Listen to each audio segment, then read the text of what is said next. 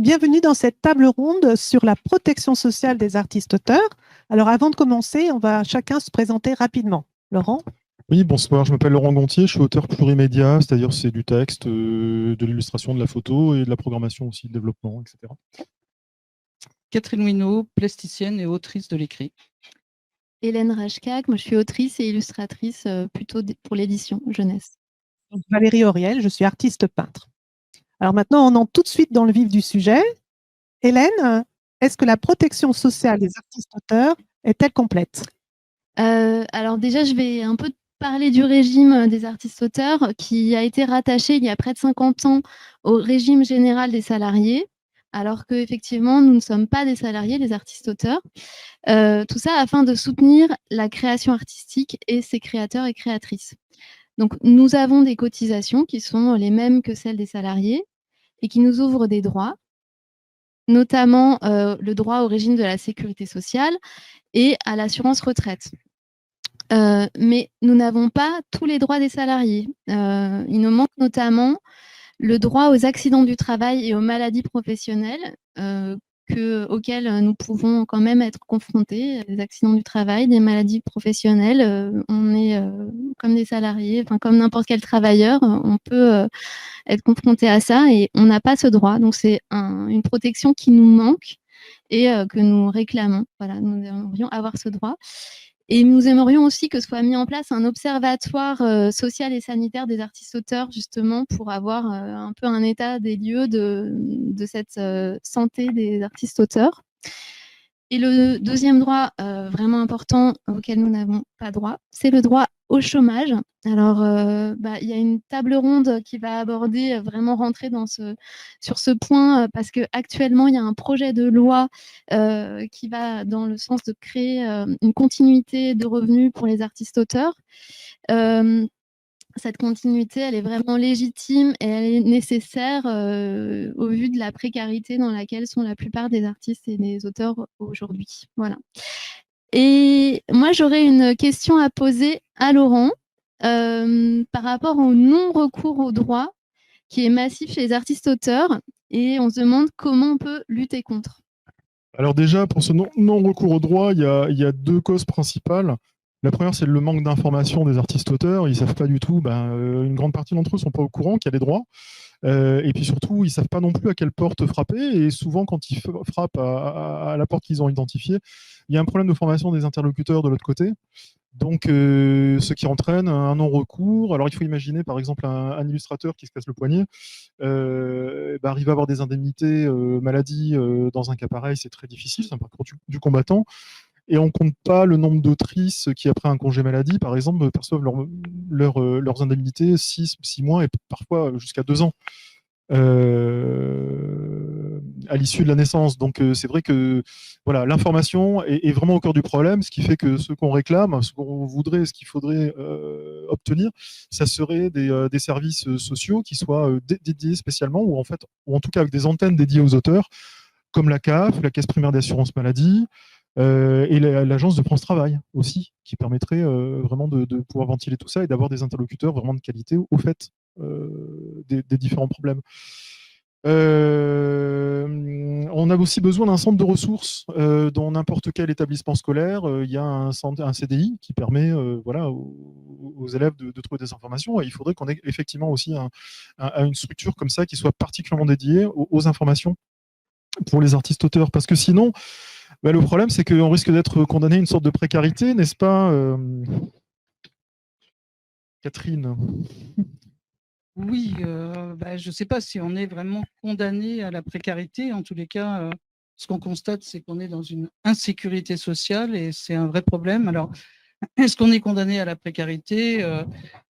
La création artistique est quand même un exercice professionnel particulier, puisque par nature, en fait, nos revenus sont dissociés de notre temps de travail et de notre travail. Donc, or, l'activité d'un artiste-auteur, c'est avant tout de créer des œuvres. Mais quand on crée des œuvres, en fait, on sait quand on commence une œuvre, quand on commence à écrire un livre, à faire un tableau, etc.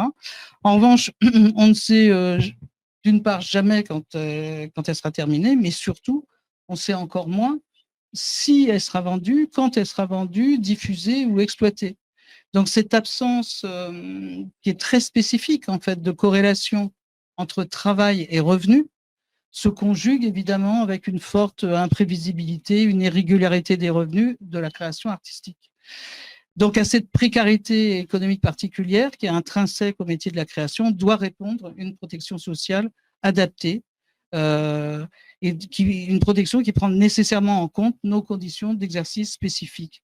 Aujourd'hui, par défaut, nous sommes contraints en fait d'avoir un recours au RSA ou à l'ASS, donc aux minima sociaux pendant nos périodes de vaches maigres, alors qu'en réalité, nous travaillons sans cesse pour la création, pour la diffusion de nos œuvres.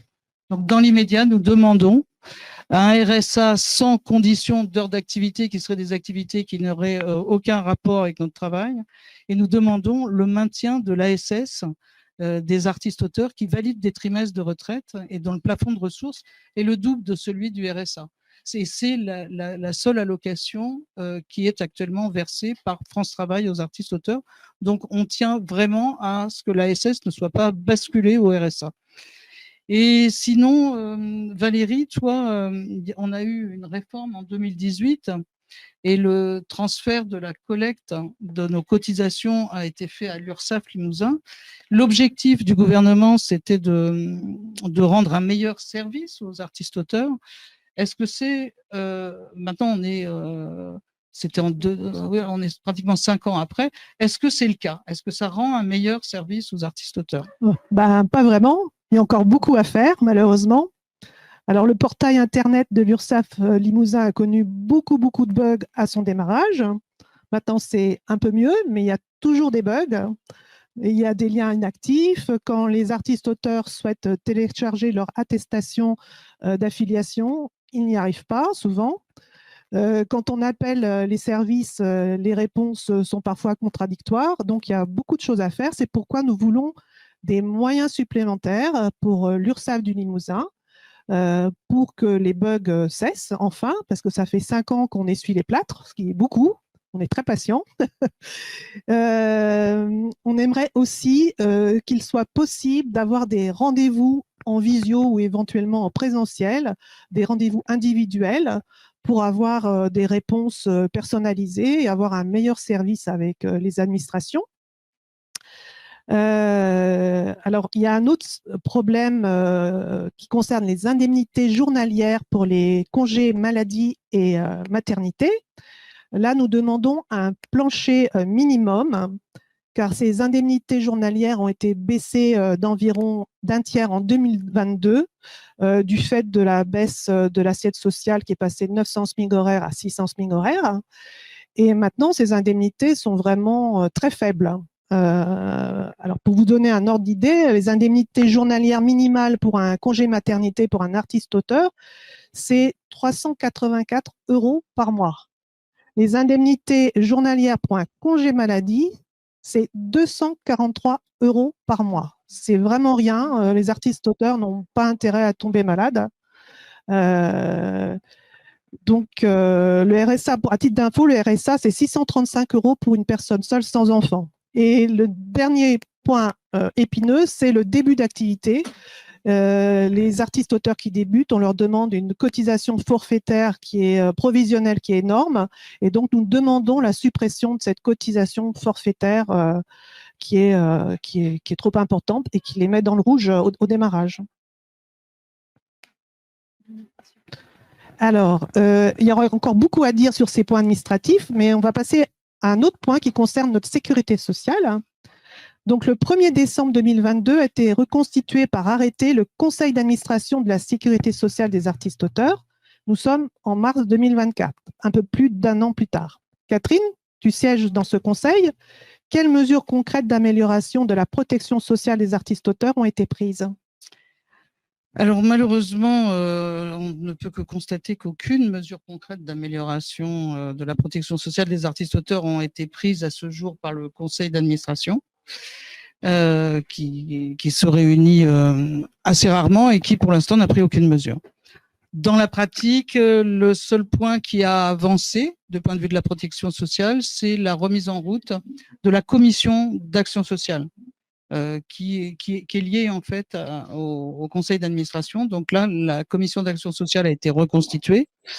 Mais donc ça, c'est une bonne chose en soi, sauf que cette action sociale a en fait un périmètre qui est très restreint.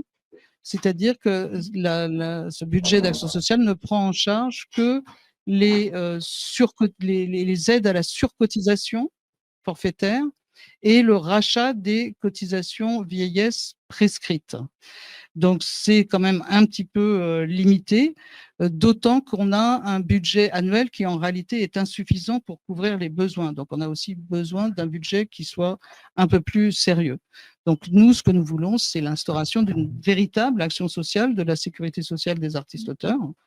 Et nous demandons aussi une véritable mesure de réparation des artistes-auteurs qui découvrent à leur retraite qu'ils n'en ont pas, puisque l'histoire du rachat des cotisations prescrites, c'est quand même parce que l'AGSA, pendant 40 ans, n'a jamais appelé de cotisation vieillesse à 95% de ses ressortissants, ce qui était donc totalement illégal et ce qui a mis en grande difficulté des milliers d'artistes-auteurs. Pas loin de 200 000, hein, je crois. Oui, plus puisque c'était chaque année, tout ça. Donc en fait, là, actuellement, il y a une proposition de rachat, mais en fait, je ne sais pas, normalement, les pollueurs sont les payeurs. Là, c'est l'État qui a failli.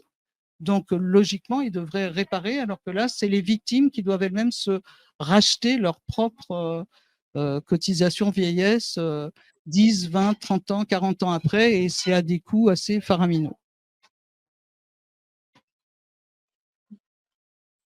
Voilà.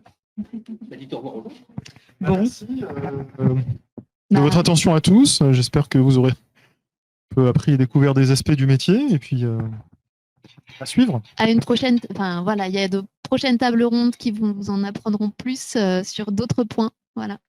Au revoir. Merci à tous. Suivre, merci. Et en tous les cas, il y a une grande marge de progression encore pour notre protection sociale. Et pour ça, il faut que nous soyons tous ensemble mobilisés pour obtenir ces améliorations. Merci Catherine.